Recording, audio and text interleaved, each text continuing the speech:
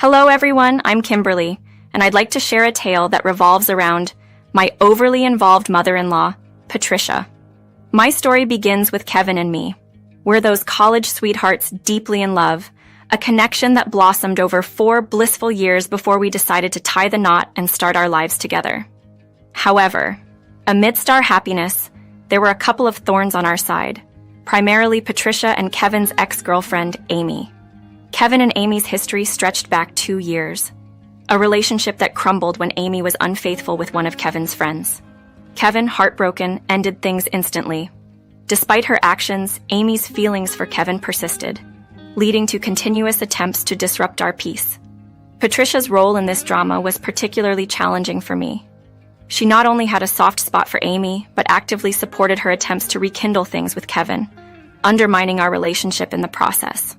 Although my interactions with Patricia were polite, a genuine bond was elusive. This gap widened following an accident that left me partially disabled, forcing me to leave my job. Kevin, ever supportive, suggested I focus on our home life, a decision that only fueled Patricia's criticisms. She viewed me as a burden to Kevin, questioning my ability to care for him due to my disability, and accusing me of taking advantage of his kindness. Kevin, undeterred by his mother's harsh words, stood by our love, emphasizing that our mutual affection was all that mattered, disability notwithstanding. Yet, Patricia persisted, pushing the idea that Kevin should reconsider his relationship with Amy, who, according to her, was still a suitable match for him. Patricia's insistence on comparing me with Amy, alongside her efforts to orchestrate meetings between Kevin and Amy, strained our relationship to its limits. This tension and Patricia's continual disparagement ultimately led us to relocate to another city, seeking distance and a fresh start away from the negativity. Patricia blamed me for this decision, unable to see how her actions drove us away. However, it was Kevin who was adamant about relocating. He was exhausted by the constant interference from his mother and Amy. Despite his efforts to establish clear boundaries, Patricia's intrusive behavior persisted. Relocating seemed to be our only escape. Following the move, Patricia's meddling in our lives decreased significantly, allowing us a brief period of happiness. But about 7 months later, Patricia appeared unannounced at our doorstep, claiming she had been evicted and had nowhere else to go. Kevin was visibly distressed by her sudden arrival, but after discussing it, we decided to let her stay, hoping it might mend their strained relationship. Unfortunately, Patricia had different intentions. Fast forward another 7 months, and Amy surfaced in our city. Patricia wasted no time informing Kevin, painting Amy as a victim escaping an abusive relationship, suggesting Kevin reconnect with her for old times' sake. Kevin was torn. His past discomfort with Amy made him reluctant, but Patricia's appeal to his empathy weighed heavily on him. Despite his reservations, and with my reluctant approval, Kevin reached out to Amy, hoping to offer support as a friend. However, it wasn't long before Amy began pushing for more, with Patricia endorsing the idea, shocking us both with their blatant disregard for our marriage. Kevin shared his concerns with me, suspecting a manipulative scheme behind their actions. His suspicions were confirmed when we discovered, through a friend of Amy's, that Amy had fabricated her circumstances to get closer to Kevin, following Patricia's guidance. This revelation was infuriating, revealing a level of deceit we hadn't anticipated. Kevin struggled to accept his mother's involvement in such a scheme. Determined to address this head-on, we decided to confront Patricia. Amy's deceit rendered her irrelevant to us, but Patricia's betrayal was deeply personal. She had taken advantage of our hospitality and generosity, all while orchestrating a plot to undermine our relationship. The audacity of their plan was astonishing, and we knew we had to take a stand against such manipulation. Dealing with the betrayal and breach of trust from Patricia was a difficult pill to swallow. With heavy hearts, we decided it was time to address the issue head-on.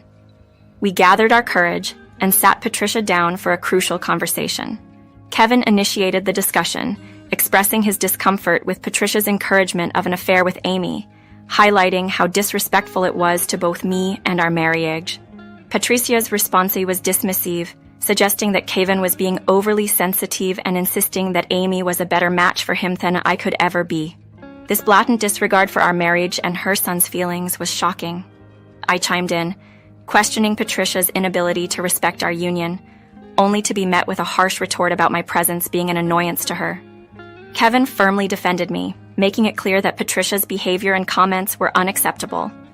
When confronted with the lie about Amy's supposed abusive ex-boyfriend, Patricia momentarily loses her composure, revealing her deceit. Yet, she quickly reverted to a defensive stance, justifying her actions by claiming a misguided belief that Kevin belonged with Amy. Patricia's admission of preferring Amy over me, her lack of regret for her actions, and her cruel words were deeply hurtful. She openly stated her wish for Kevin to leave me for Amy, valuing her misguided preference over our happiness. This revelation was shocking, displaying a clear disregard for our feelings and the sanctity of our marriage. The conversation reached a breaking point when Patricia suggested that Kevin was finally seeing things her way, hinting at an impending divorce and Amy taking my place. This unfounded and hurtful claim was more than I could bear. Patricia's relentless pursuit of this fantasy, despite the harm it caused, showed a profound lack of empathy and understanding for the real emotional toll her actions had taken on us. Patricia's indifference had already left me seething, but her latest comments were the final straw. Kevin was visibly shaken, likely never imagining his mother would go as far as to suggest an affair so casually. The sheer depth of her disdain for me and the situation at hand clearly took him by surprise. In response to Patricia's provocations, I found myself propelled by a mix of anger and resolve. I faced her squarely, challenging her preference for Amy over me and her belief that Amy would make a better daughter-in-law. Patricia's unwavering assertion that Amy was superior in every way only fueled my determination. With a calm yet firm tone, born out of sheer frustration, I informed Patricia that her time in our house was over. She could either choose to live with Amy, whom she so adored, or find another place, but she could not stay with us any longer. I suggested she make arrangements to move out within the next few weeks. Patricia seemed taken aback by my assertiveness, likely not expecting such a decisive response. She tried to regain her composure, insisting that she wouldn't leave, claiming the house as her home, and even suggesting that I should be the one to leave, anticipating a divorce between Kevin and me. I countered her claims with equal firmness, reiterating that she would be the one to leave.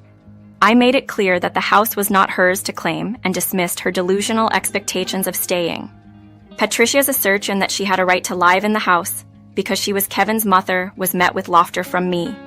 Her assumption that Kevin would side with her and Amy, and that I was somehow the outsider in my own home, was absurd. Patricia's confusion at my reaction, coupled with Kevin's growing anger towards her, underscored the absurdity of the situation. She had indeed brought out the big guns, but her arguments were based on faulty assumptions and wishful thinking rather than the reality of our shared life and home. As Patricia continued to insist on her son's ownership of the house and her place in it, I couldn't help but laugh at the absurdity of her claims. Her belief in a scenario where she, Kevin, and Amy would live happily ever after in our home, excluding me, was not just delusional, but also a gross underestimation of the strength and resilience of our marriage. Patricia was convinced that Kevin would eventually leave me for Amy, imagining a future where they were together. Mom, where are you getting these ideas? Do you honestly believe I'd betray the woman I love? Kevin's frustration was palpable as he confronted his mother's unfounded beliefs. Patricia tried to justify her actions by claiming she gave Amy Kevin's number because Amy was supposedly distraught over losing him. She argued that Kevin shouldn't settle for me when he could be with Amy, whom she believed he truly loved. Kevin stood his ground firmly, reiterating his dedication to me. Mom, I'm going to say this one last time. I'm not leaving Kimberly. She's my everything, and Amy is in the past. I've made this clear to everyone involved. Patricia seemed taken aback by Kevin's fierce loyalty and defense of our marriage, clearly not expecting such a strong rebuke from her son. In response to Patricia's obstinate fantasy, I let her know in no uncertain terms that her manipulation and interference were unwelcome. When I told Patricia it was time for her to find a new place to live, she was in disbelief, insisting Kevin was just upset and would eventually come around to her way of thinking. Patricia's refusal to accept the reality that Kevin and I were united against her scheme was staggering. She even went so far as to claim that the house was Kevin's and that he could decide who stayed and who left. That's when I revealed a piece of crucial information that left her speechless. The house was actually mine, purchased with my inheritance. This revelation shattered her assumptions about my role and capabilities within our family. Despite my previous attempts to maintain a cordial relationship with Patricia, it became clear that her presence in our home was nothing short of toxic. Her relentless attempts to sabotage my marriage under the guise of caring for Kevin were egregious. The fact that she had been living comfortably off us while plotting to break us apart only added insult to injury. Yet, even faced with the truth about the house and Kevin's unwavering commitment to our marriage, Patricia's delusions remained firmly intact. Her refusal to accept the reality of the situation was a stark reminder of her willingness to go to great lengths to see her own desires fulfilled, regardless of the harm it caused. When Patricia accused me of lying about the ownership of the house, Kevin stepped in to confirm the truth. The house was indeed mine, bought with my inheritance. This revelation seemed to shock Patricia into silence, especially as Kevin made it clear he supported my decision. Despite this, Patricia clung to the hope that Kevin would intervene on her behalf, believing he wouldn't allow his mother to be evicted. "Mom, Kimberly is the owner of the house, and we will respect her decisions," Kevin stated firmly. Patricia's assumption that marital ties made it equally Kevin's house, and thus he would shield her from any consequences, quickly crumbled under the weight of reality. Kevin's resolve was clear. "Even if this was my house, Mom, your actions have gone too far. You've tried to sabotage my marriage. Why would I let that slide?" Patricia's realization that her son was serious about enforcing my decision to have her move out sent her into a state of panic. In a last-ditch effort to garner sympathy, Patricia began to cry, attempting to portray herself as a misguided victim who only wanted the best for Kevin. However, both Kevin and I were unmoved by her tears, seeing them for the manipulative tactic they were. "Mom, you intended to break up my marriage. That's unforgivable," Kevin declared. He reminded her of the generosity we had shown by providing for her, only for her to repay us with deceit and manipulation. It was clear that her stay in our home was over, and any future relationship would need serious reconsideration. Kevin's stance was unwavering, marking a definitive end to Patricia's influence in our household. He understood the importance of standing by me, emphasizing that her betrayal was not something we could overlook. Patricia was to leave our home and give us the space we needed to heal and decide if any form of relationship could be salvaged in the future. This was a pivotal moment for us, one where Kevin proved his dedication to our marriage, and to set boundaries with his mother. Patricia's eviction wasn't just about reclaiming our space. It was a necessary step in protecting the sanctity of our relationship and ensuring our home remained a place of love and trust. Patricia's situation had spiraled beyond her control. What she envisioned as a future with Kevin and Amy together had crumbled, leaving her facing eviction and a severed relationship with her son. In desperation, she pleaded with us, arguing that her actions were a minor error and promising to speak with Amy about backing off. Despite her pleas, our decision was firm. The damage was done, and her betrayal was too great to overlook. We requested a move-out date within the month, emphasizing the finality of our decision. Patricia attempted to appeal to the familial bond, claiming she was ready to mend our relationship and that we could overcome this hurdle together.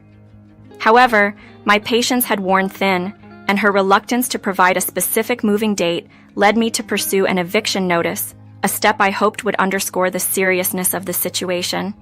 Patricia, shocked by my resolve, turned to Kevin, hoping for his support. But Kevin stood by me, even offering to help pack her bags, signaling a united front against her manipulations. Patricia's attempts to negotiate fell on deaf ears as we distanced ourselves, seeking solace and privacy to discuss the toll her actions and Amy's involvement had taken on us. Kevin expressed regret for not recognizing the extent of the manipulation sooner, and together, we decided to seek couples counseling to repair the emotional damage inflicted during Patricia's stay. The following day, Patricia persisted in her attempts to elicit forgiveness, oscillating between feigned remorse and anger when her efforts were rebuffed. Her antics only strengthened my resolve to see her removed from our home. Accompanied by Kevin, I visited a lawyer to initiate the eviction process. Upon our return and informing Patricia of the official notice, she reacted with disbelief, perhaps hoping her outburst would make us reconsider. But her strategy was ineffective. Her continued attempts to sway us eventually ceased as the reality of her situation settled in. As Patricia packed her bags, her frustration boiled over into a tirade, predicting we'd rue the day we decided to push her out. She even suggested Kevin would be better off leaving me for Amy, prompting Kevin to shut the door on her outburst.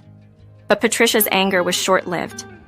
By evening, she found herself without shelter, as Amy had decided against offering her refuge. This came after Kevin sent Amy a clear message to stay away from us, culminating in him blocking her contact. Finding herself unwelcome at Amy's and desperate for somewhere to stay, Patricia returned to our doorstep, bags in tow, pleading for entry. The answer, however, remained a steadfast no. Her situation had grown dire enough to force her onto an emergency flight to her sister's place in another state. Kevin and I proceeded with our therapy sessions, uncovering and addressing many underlying issues. Thankfully, we've seen significant improvement in our relationship. The absence of Patricia's disruptive presence has been notably beneficial, reinforcing Kevin's decision to cut ties permanently. We informed his aunt of this decision, understanding she was now Patricia's host. While Patricia reacted with expected outrage, her sister showed understanding towards our stance and assured us she'd help maintain our desired distance from Patricia. The peace that has since enveloped our lives is palpable, underscoring the toxicity we've managed to eliminate. This experience has taught us the value of setting boundaries and the importance of removing negative influences from our lives. If I could offer a piece of advice, it would be this. If you find yourself dealing with a toxic individual, especially one as close as a family member, taking steps to protect your peace and happiness is crucial, just as we did with Patricia.